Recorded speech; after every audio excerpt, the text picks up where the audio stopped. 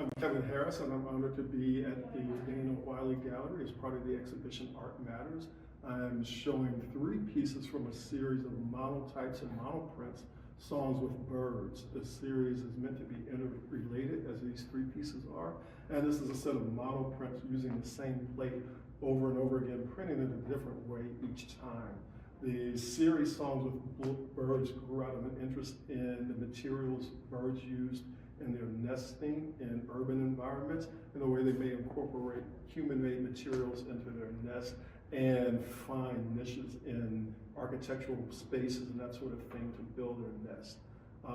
This is an ongoing series, as I said, and I try to incorporate found materials in it as my printmaking materials, and introduce a lot of spontaneity and elements of chance into the printmaking process.